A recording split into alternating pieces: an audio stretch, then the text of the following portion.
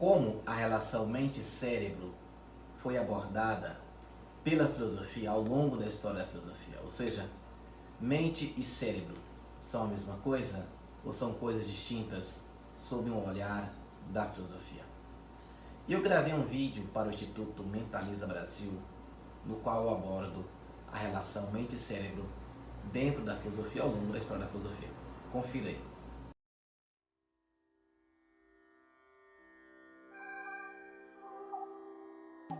Olá, cumprimento você que clicou nesse vídeo. O meu nome é João Aparecido, sou professor de filosofia, tenho graduação e mestrado em filosofia e sou também criador do canal no YouTube Central Filosófica. Estou aqui gravando esse vídeo para falar um pouco da ideia de mente, cérebro, enfim, dessa relação mente, cérebro e corpo, sob uma perspectiva filosófica.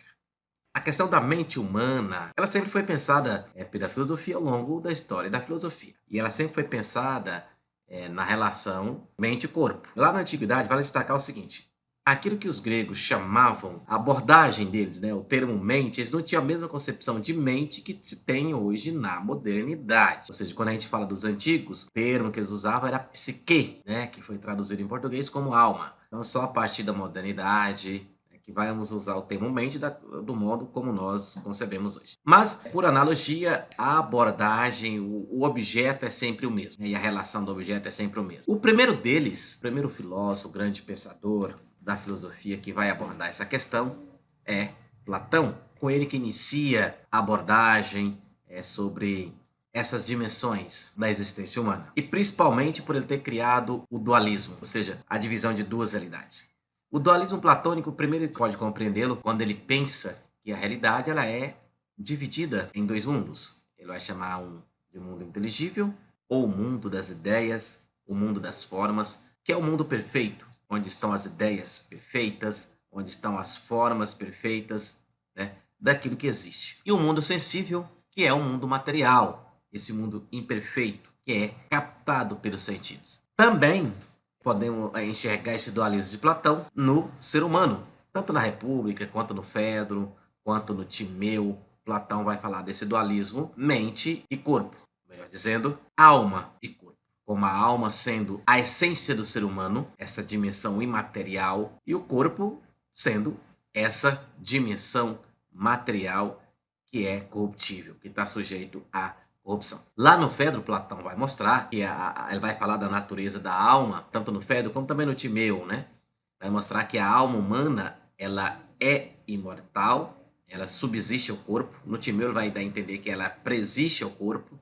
Antes de ela existir incorporada ou encarnada, ela existia no mundo perfeito, lá no mundo das formas, no mundo inteligível, e depois, por um acontecimento, esta alma se encarnou. Aí começa, mesmo a alma estando encarnada, começa-se o conflito. Lá no Fedro, Platão vai dizer que nós conhecemos por reminiscência que quando se encarna a alma se encarna no corpo humano, se esquece aquilo que contemplou lá no mundo inteligível.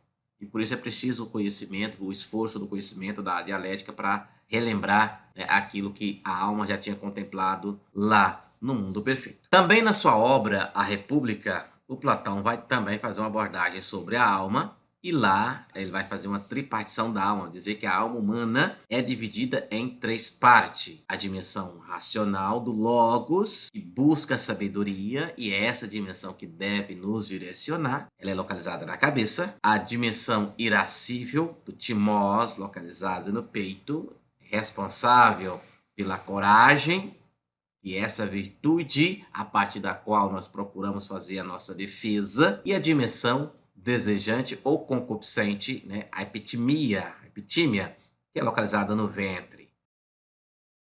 Na modernidade, o grande nome que vai fazer uma abordagem sobre a mente humana e a sua relação com o corpo é René Descartes, considerado o pai da filosofia moderna. René Descartes vai promover também um dualismo, né, assim como Platão, o dualismo entre res cogitas e res existensis, ou seja, essa realidade pensante e a realidade material. Daí vai dar base para um novo tipo de idealismo e um mecanicismo ou um materialismo.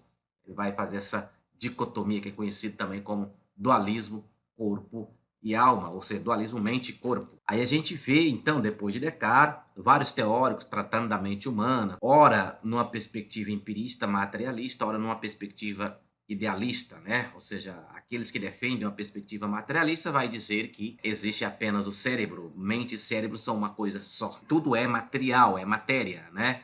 Ou seja, aquilo que nós chamamos de mente são reações, manifestações do cérebro que ocorrem. A mente é apenas uma manifestação do funcionamento do cérebro, em oposição ao dualismo cartesiano. Para um materialista que vai fazer essa abordagem da mente, não existe essa divisão entre mente e cérebro, que tem apenas o cérebro. E a mente está sempre ligada ao corpo. E em 1949, surge então a filosofia da mente, é uma corrente da filosofia analítica. Dentro da filosofia analítica surge então a filosofia da mente propriamente dita, com Gilbert Ryan, com seu livro Concept Mind, ou em português poderia, literalmente, a tradução seria, né, o conceito de mente. E a filosofia da mente, ela nasce como uma negação do dualismo cartesiano. E vale destacar que a filosofia da mente, ela tem uma relação direta, né, com as pesquisas científicas cognitivas, ou seja, ela tem uma relação direta com as áreas da ciência que estudam a mente humana, como a neurociência, a psicologia, né? Então, a crítica que se faz, né, ao cartesianismo, que a filosofia da mente nasce fazendo ao cartesianismo,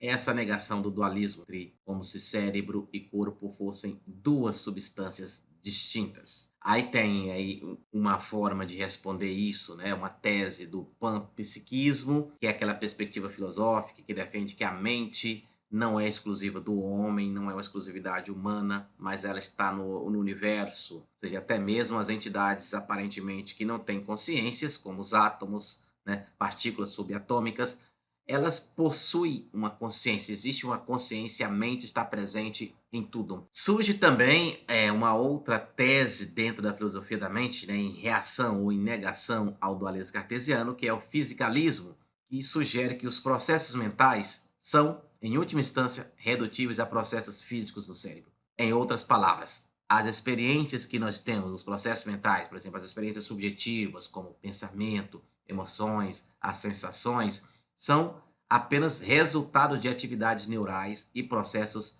bioquímicos do nosso cérebro. É o cérebro se manifestando.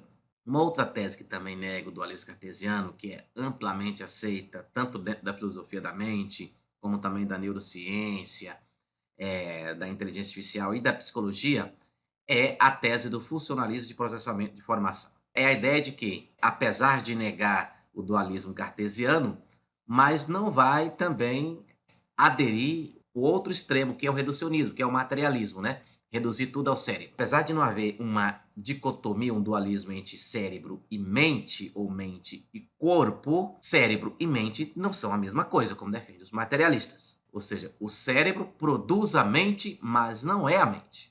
A mente é um nível de explicação em cima do que o cérebro faz. A mente é um processador de informações do cérebro, ou seja, um processamento de informação do que o cérebro produz. A mente é um produto do cérebro. Enfim, e essa visão ela nasce, né, nos anos 60. Então, como eu disse no início, o problema da relação mente e corpo dentro da filosofia, ele é antigo, porém um problema, é um campo muito polêmico, é um campo de muitas polêmicas, de muitas discussões, que hoje aí também é amplamente investigado, não só pela filosofia, mas também pela inteligência artificial, a neurociência, a psicologia, enfim, outras ciências aí que dedicam a estudar essa dimensão humana. Agradeço a oportunidade de estar falando, né, aqui desse assunto, para esse projeto Mentaliza Brasil, e convido também, caso você se interessa por esse assunto, lá no meu canal, no YouTube Central Filosófica, tem algumas entrevistas que eu gravei com professores sobre esse assunto. Se você gostou do vídeo, deixe aqui o seu like, comentário e compartilhe com mais pessoas. Se você está aqui pela primeira vez, conheça o nosso canal. Caso aprove o trabalho que é desenvolvido aqui, se inscreva no mesmo e ative o sininho de notificações. Um abraço, nos veremos em um próximo vídeo.